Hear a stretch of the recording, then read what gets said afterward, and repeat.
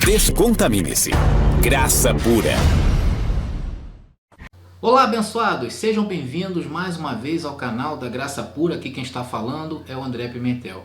Bom, abençoados, primeiramente eu quero agradecer. Hoje o canal conta com um pouquinho mais de 3.000 inscritos e isso eu vejo um avanço muito grande do canal da Graça Pura. Eu fico muito feliz e eu queria agradecer a todos vocês. Continuem compartilhando aí nos grupos de WhatsApp, principalmente para que a palavra corra. Bom, primeiro eu quero pedir desculpas.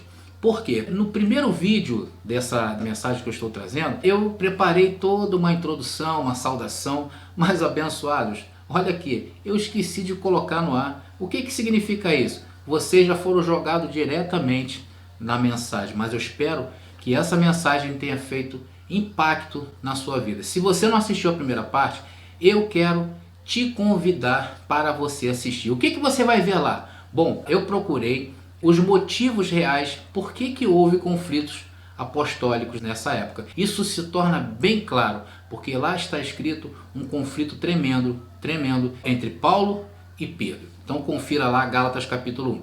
E não foi porque eles se achavam feios, barrigudos, ou um mais velho que o outro. Não, abençoados, tivemos problemas de ordens doutrinárias. Isso mesmo que você está ouvindo. Então eu fui procurar as causas, por que esses homens brigaram, né? Eu identifiquei que primeiro foi porque Paulo, antes, todos sabem, ele era um perseguidor dos judeus convertidos naquela época. Realmente Paulo tinha até cartas de mandar prender e até matar. Então Paulo tinha todo esse poder. E quando Paulo foi convertido pelo Senhor Jesus Cristo, ele se dirigiu a Jerusalém. E quando chegou no meio daqueles homens ali, muitos se espantaram, porque não acreditavam que o grande Saulo de Tarso foi convertido. E eu acho que até no meio daqueles irmãos, existiam pessoas que Paulo talvez tenha mandado matar. Bom, então já começou a ser uma questão de diferença entre os discípulos de Jesus e o apóstolo Paulo. Eu também descobri que naquela época os judeus convertidos não eram chamados de cristãos. O nome cristão só apareceu depois da conversão do apóstolo Paulo. E também não havia nenhuma comunidade gentílica. Vimos lá muito bem, você vai ver na primeira parte, que os discípulos de Jesus simplesmente se acomodaram em Jerusalém. Que eles também não queriam ir aos gentios e nem podiam, porque esta ordem foi dada a Paulo. Deus levantou Paulo para ir aos gentios. E ao levantar Paulo, começou uma grande confusão. Ou seja, nós falamos lá do contexto histórico. Se você não viu ainda toda essa história, eu quero te convidar. Está aparecendo um card aí, que você vai lá, aperta, você vai lá para a primeira parte. Depois você volta para cá. Bom, para quem assistiu a primeira parte, vamos então ouvir a segunda parte. Eu vou fazer aqui uma resenha do que aconteceu. Você vai começar a ver que Paulo escrevia cartas. Essas cartas eram direcionadas às comunidades onde Paulo passou evangelizando. E estas cartas, abençoados, eram lidas por todos, inclusive os discípulos de Jesus de Nazaré. E isso causava reações nestes homens. Por quê? Porque Paulo falava diferente.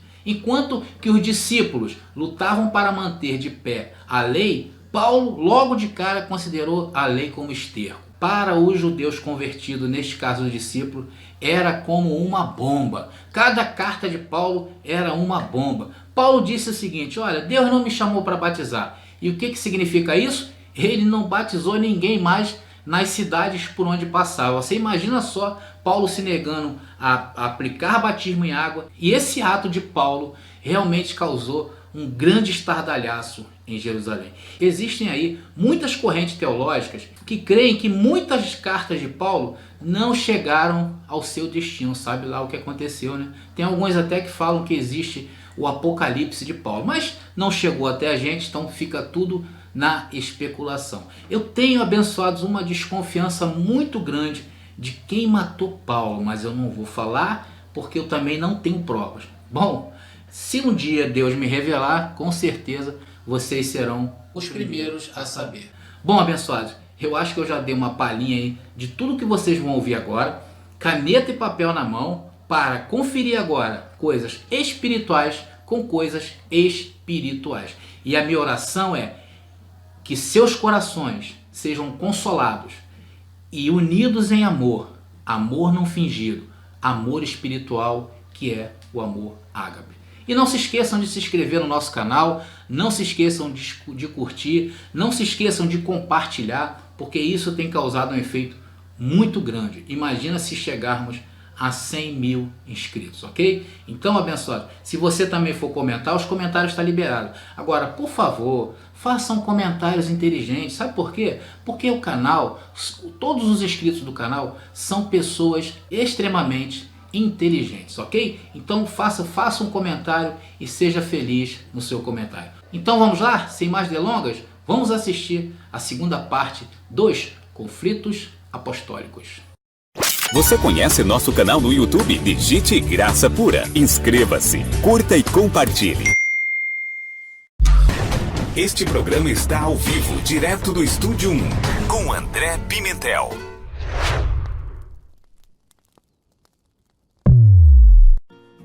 Então, a partir de agora, abençoados, nessa mensagem, nós estamos bastante familiarizados com o que queremos passar. Vamos mostrar nessa mensagem as oposições que haviam entre os apóstolos, entre o apóstolo Paulo e os discípulos de Jesus de Nazaré. E estas oposições serão muito claras, porque serão dentro da palavra. Sem mais delongas, vamos começar com um dos grandes opositores do ministério de Paulo. E este foi Tiago. Tiago foi separado e pregava a Cristo, misturando com observações da lei. Logo, Tiago não servia para nós, os gentios, nem naquela época, nem nos dias de hoje. Você até pode, abençoado, pegar aí algumas coisas, né, que Tiago diz e fazer aplicações na sua vida secular, mas como base doutrinária, de maneira nenhuma. Por quê? Porque Tiago não foi chamado aos gentios, ok? Tanto isso é verdade, vamos agora ler Tiago capítulo 2, versículo 14, que diz assim: Meus irmãos, que aproveita se alguém disser que tem fé e não tiver as obras? Porventura a fé poderá salvá-lo? Olha aí, abençoado. Isso parece até as pessoas que estão no sistema quando falam para nós que não temos pecado, que não precisamos fazer obras. Olha, não parece? Presta atenção nesse verso. E que diferença há no que Paulo diz, né, e o que Tiago ensinava. Tiago 2, agora, versículo 17, que diz: Assim também a fé, se não tiver as obras. Que obras Tiago estava falando aqui? As obras da lei. Ele estava dizendo que a fé sem as obras, ela é morta. Agora vamos ver no versículo 21. Porventura o nosso pai Abraão não foi justificado pelas obras quando ofereceu sobre o altar o seu filho Isaque? O que Tiago está dizendo aqui? Que a fé sem obras é morta. Ele está dizendo que Abraão foi justificado por suas obras. E não é igual o sistema religioso, quando lá fazem obras, abençoados, não é verdade? Quantas obras lá eles fazem, né? Agora vamos ver o entendimento de Paulo. Vamos ver o que Paulo pregava. Parece com as nossas pregações também. Parece, abençoado, com aquilo que você fala. E eu tenho a certeza que estes escritos eram para se opor ao que Paulo pregava, ou vice-versa. Para você se situar nessa mensagem, eu estou colocando as diferenças dos escritos entre Tiago e Paulo e afirmando que eles tiveram sérios problemas por conta disto. Se você não viu a primeira parte, eu te convido, vai lá na primeira parte, assista tudo direitinho, anote, para que você venha entender no ponto que nós estamos aqui, ok? Vamos agora ver o que Paulo diz sobre isso, que a fé sem obra é morta. E isso aí, abençoados, causa uma confusão na cabeça dos abençoados, mas vamos lá, estamos aqui para desenrolar. Romanos capítulo 4, versículo 1 em diante, que diz: Que diremos, pois, ter alcançado Abraão, nosso pai segundo a carne? Porque se Abraão foi justificado pelas obras, preste atenção no raciocínio de Paulo, porque se Abraão foi justificado pelas obras, tem que se gloriar, mas não diante de Deus. Pois o que diz a Escritura? Creu Abraão a Deus, e isso lhe foi imputado como justiça. Então Paulo está trazendo luz e afirmando que não foi as obras que justificaram Abraão, mas foi porque ele creu. Tiago diz que nosso pai Abraão foi justificado pelas obras. E aqui Paulo desmente, Paulo fala que não. E vamos continuar. Ora, aquele que faz qualquer obra, não lhe é imputado galardão, segundo a graça, mas segundo a dívida, segundo a lei.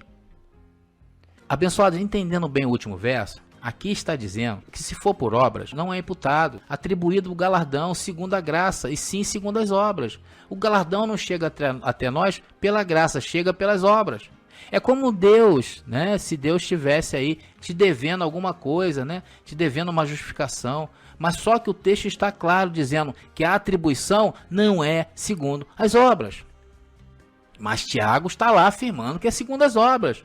Pois foi assim que aconteceu, abençoados. Quando Abraão iria sacrificar Isaque, ele não foi justificado pela obra que iria fazer, mas foi justificado porque creu em Deus. Basta somente crer, abençoado. E sem obras, ok? Essa é a diferença de ensinamento. Lá onde nós frequentávamos, nas igrejas evangélicas, nunca nos ensinaram isso. E nem podem, porque isso está obscuro para eles. Eles ainda estão com véu, não enxergam isso. Eles tentam dar um jeitinho nos ensinamentos de Paulo junto com os outros discípulos.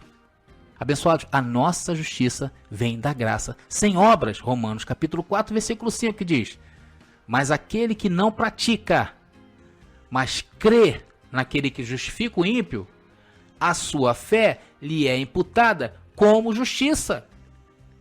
Que diferença de entendimento. Olha a diferença que o seu caminhar em graça faz. Acontecerá obras, tranquilo, nossa vida vai acontecer. Não estou falando de obras da lei. Estou falando de obras de justiça. Quem sabe aí você ajuda os necessitados. Quem sabe aí você se dá aos órfãos. Quem sabe você, dentro de a cidade onde você mora, a comunidade que você vive, as pessoas não te procuram o tempo todo porque você é uma pessoa boa. Mas isso é no viver diário, abençoado. Estas coisas não te justificam. A justiça veio da graça e por meio da fé, e não vem de vós. Ou seja, nós em graça não fazemos para ser, somos, por isso fazemos. Abençoados, a salvação não pode ser o fim. Se salvar ou não, não pode ser a causa de a gente fazer as coisas nessa vida. A salvação para quem está em graça é a certeza, é a convicção, é o início de tudo. E o que vier depois disso, abençoado, é só acréscimo e consequências de uma vida de entendimento. Porque também tem gente aí que pega a graça e faz disso uma desgraça para a sua vida. Mas está justificado, André? Sim, porque creu e isso lhe foi imputado. Só não reina em vida, né, abençoado? Uma pessoa que vive uma vida desgraçada, ela não pode reinar em vida.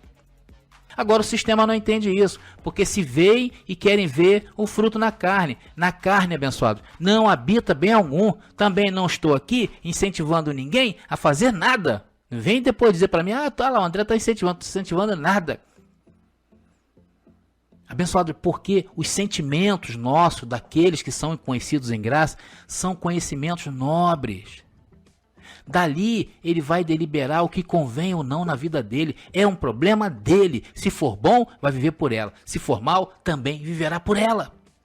Agora, a salvação, abençoados, não entra na meritocracia humana. Não é uma coisa que pertence ao homem.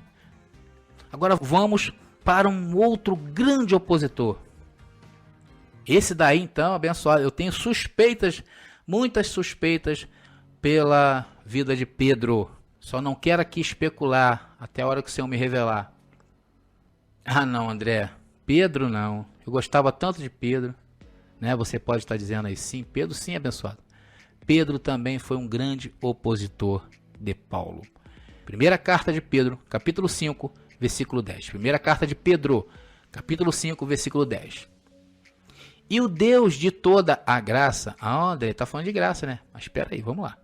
E o Deus de toda a graça, que em Cristo Jesus nos chamou à sua eterna glória, depois de havermos padecido um pouco, Ele mesmo vos aperfeiçoará. Presta atenção no que Ele está dizendo coisa no futuro. Ele mesmo vos aperfeiçoará, confirmará, fortificará e estabelecerá. Qual o tempo aqui usado, abençoado? O verbo que Pedro usa está no futuro. E o que Paulo diz sobre isso, sobre esse tempo que vivemos? Colossenses 2:10 nos diz que nele estáis perfeitos. Você já está perfeito em Cristo. Era esse o evangelho de Cristo dado a Paulo.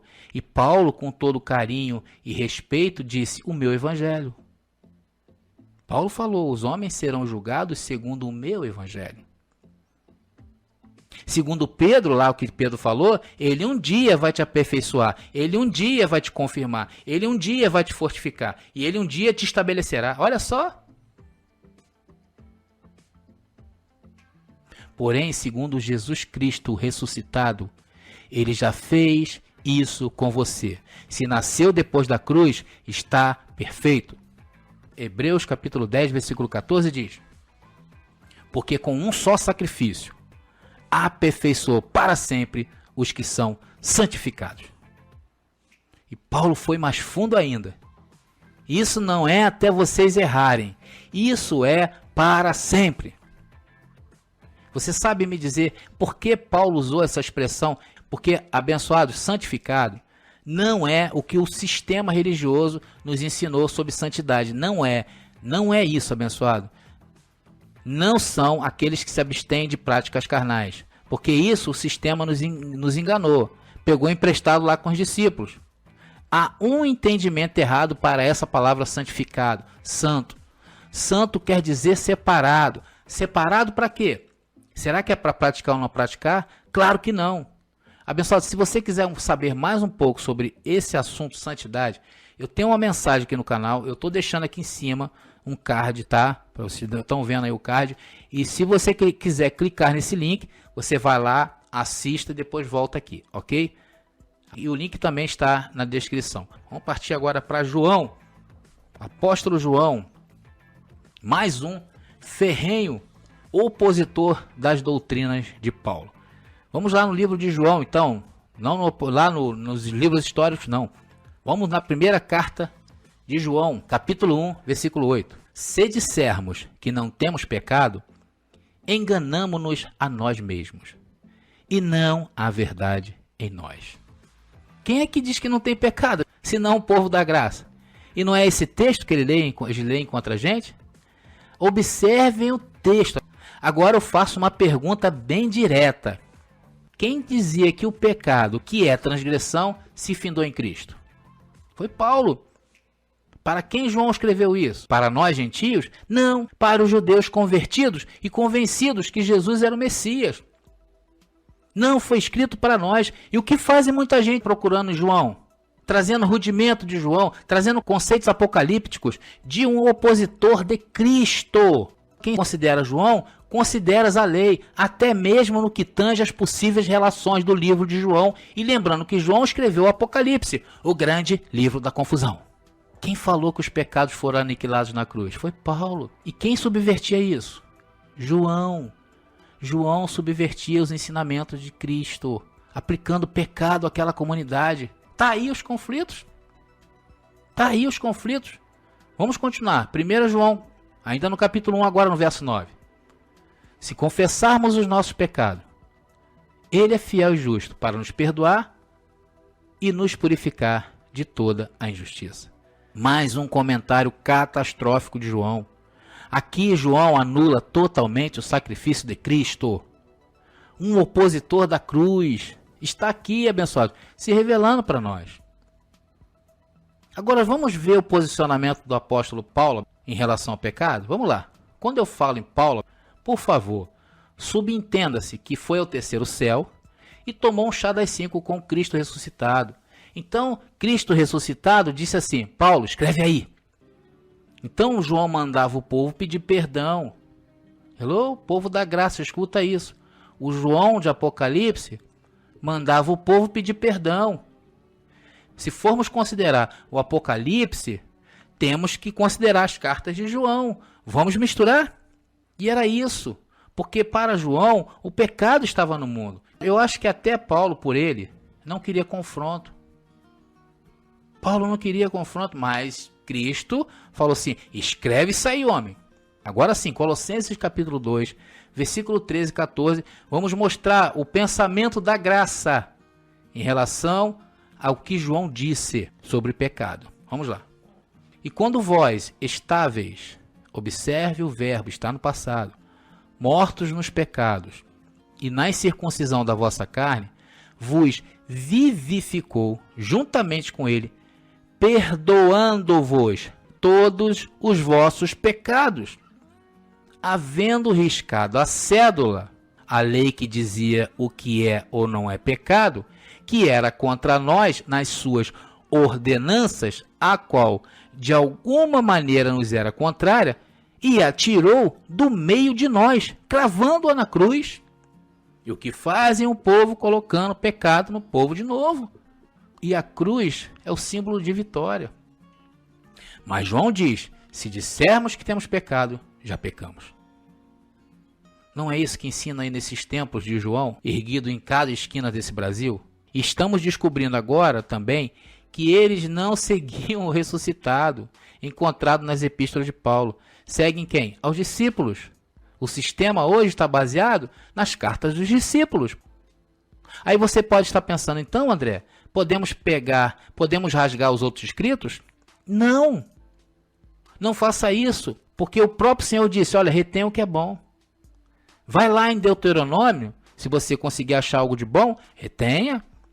Vai na história de Jesus de Nazaré, a história mais linda de todas, e retira o que é bom. Se conseguires achar algo de bom da visão, quer dizer da visão, da revelação, afinal o que João teve? Visão, revelação? Vai lá e tira algo de bom e retém, abençoado. Eu, particularmente, acho difícil tirar algo de bom de Apocalipse, tá? Mas, de repente, Deus revelou algo aí para vocês. Porque, para mim, está em oculto ainda. Eu não consigo ver nada para reter em Apocalipse. Eu, André, não consigo ver. Julgai tudo e retém o que é bom, isso é graça. E hoje podemos passear pela palavra segundo a lente paulina. Vamos a mais uma de João. 1 João, capítulo 2, versículo 6. Aquele que diz que está nele, também deve andar como ele andou. A pergunta para você que está em graça, que conhece graça. Quer andar como ele andou?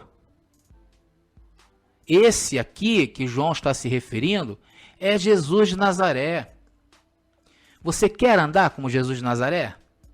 Se você andar como Jesus de Nazaré, você vai estar sendo um judeu, praticante do judaísmo.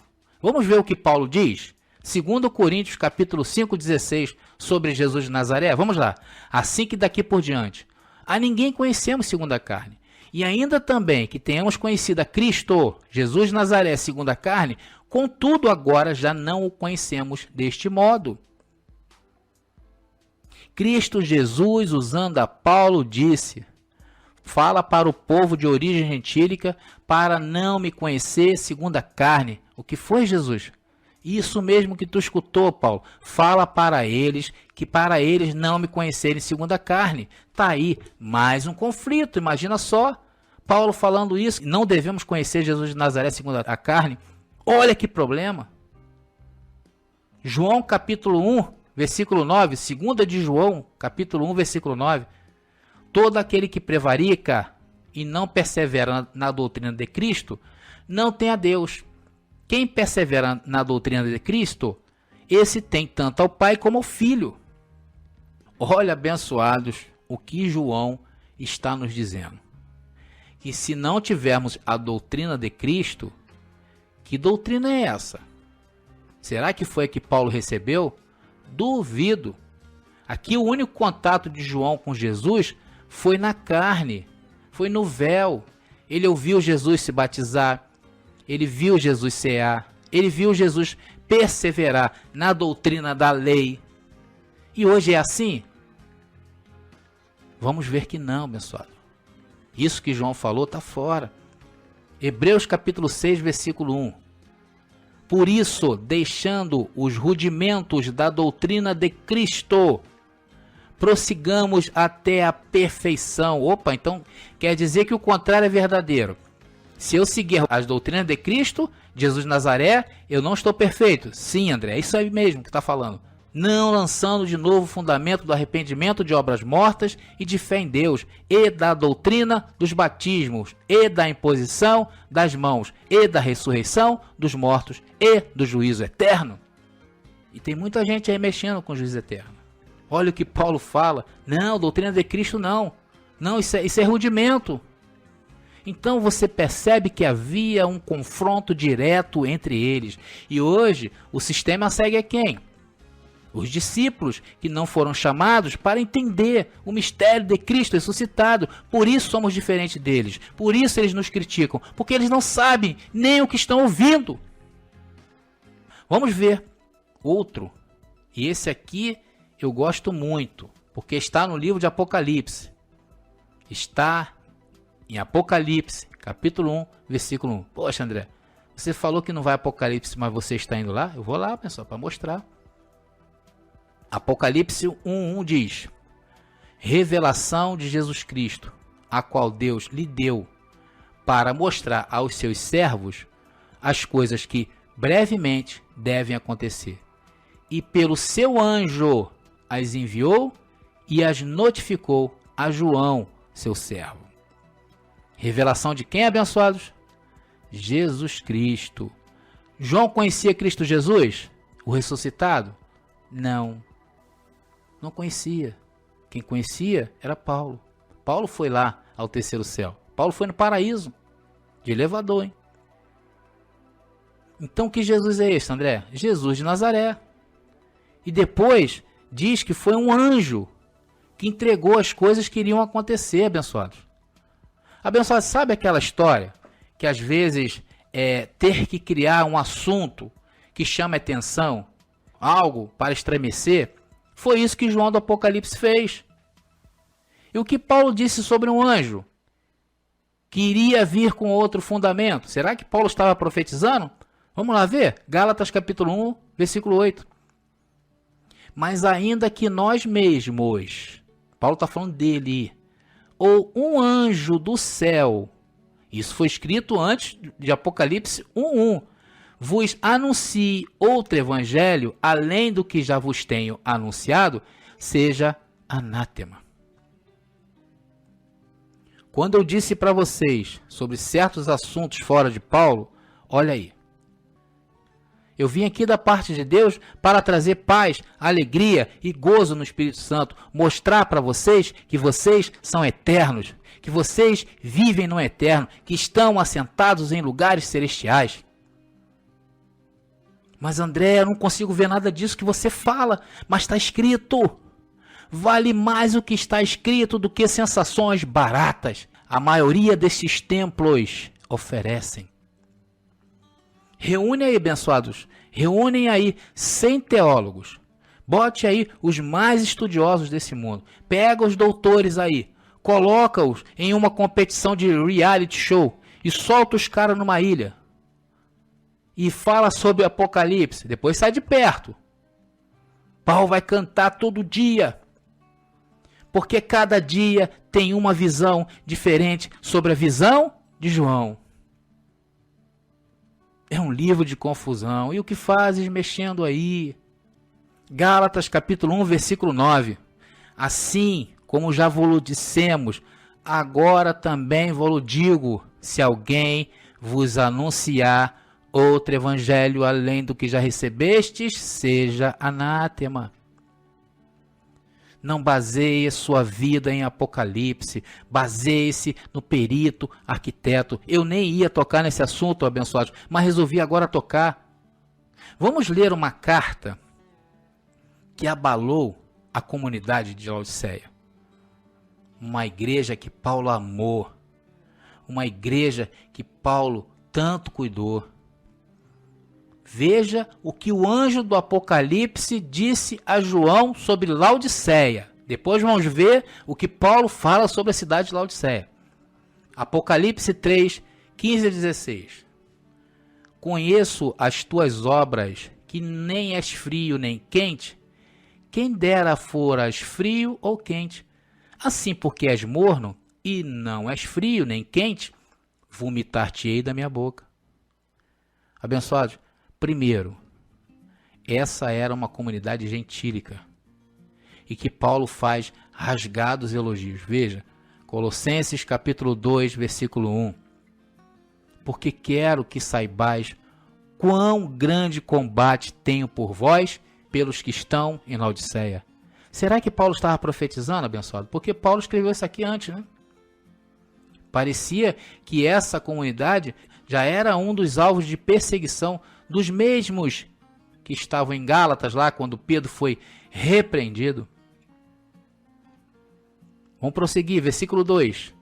Para que os seus corações sejam consolados e estejam unidos em amor e enriquecidos da plenitude da inteligência, para conhecimento do mistério de Deus Pai e de Cristo, em quem estão escondidos todos os tesouros da sabedoria e da ciência. E digo isto para que ninguém vos engane com palavras persuasivas. Olha a prova aí de que alguns estavam de fato assolando aquela comunidade.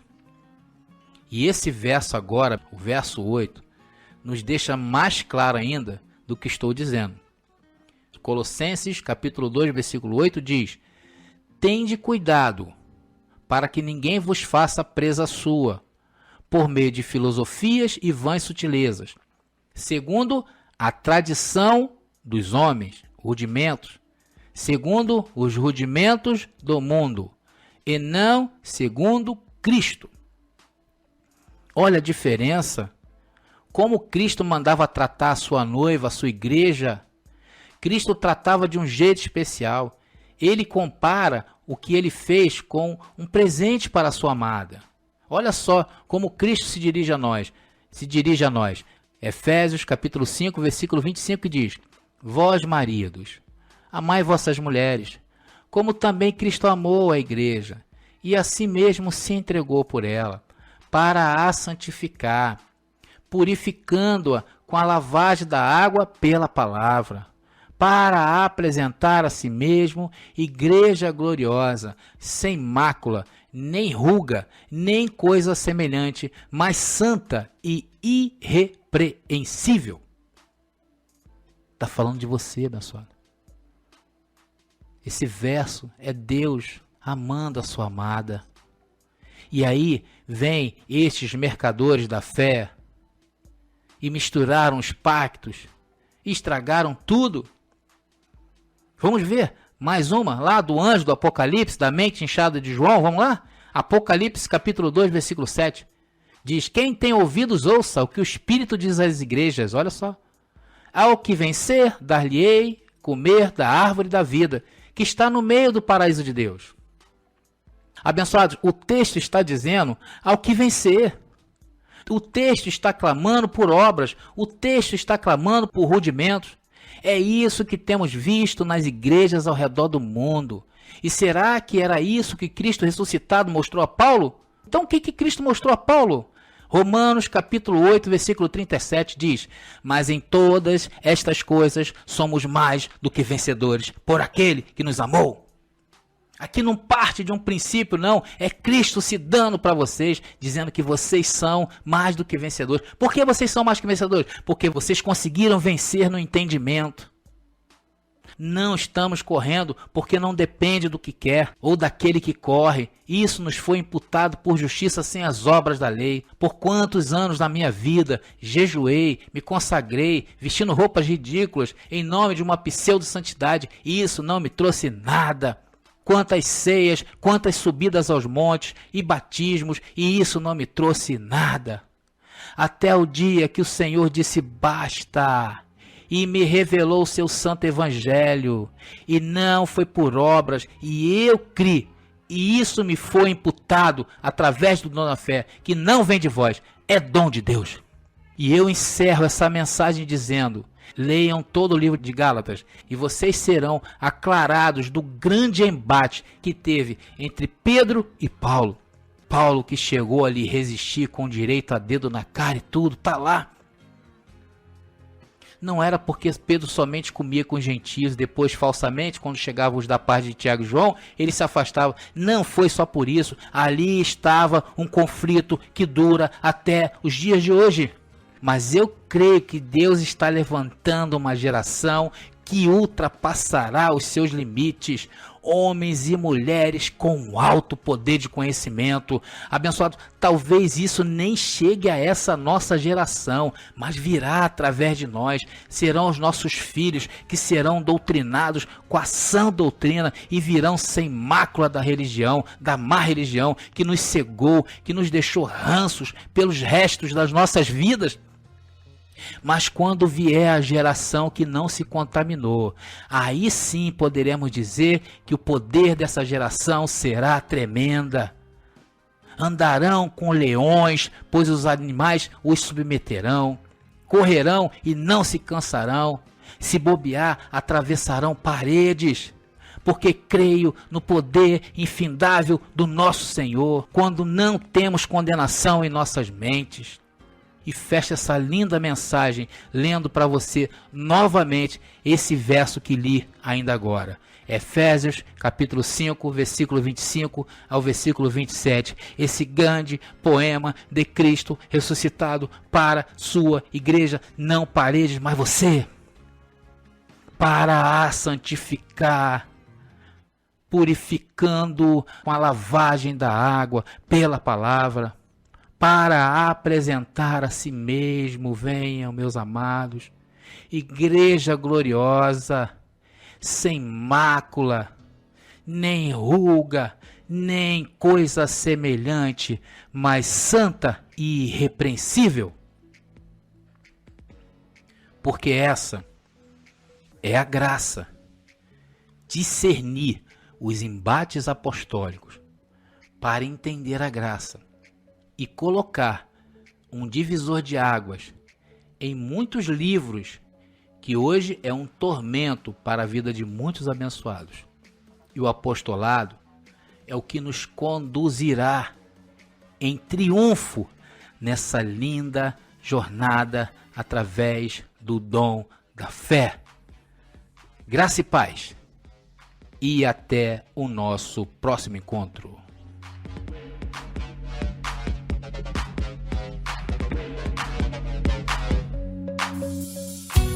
Programa O Melhor da Graça, com André Pimentel. Vai ao ar às 23 horas, aqui na Mídia Graça Pura. Vivendo a liberdade.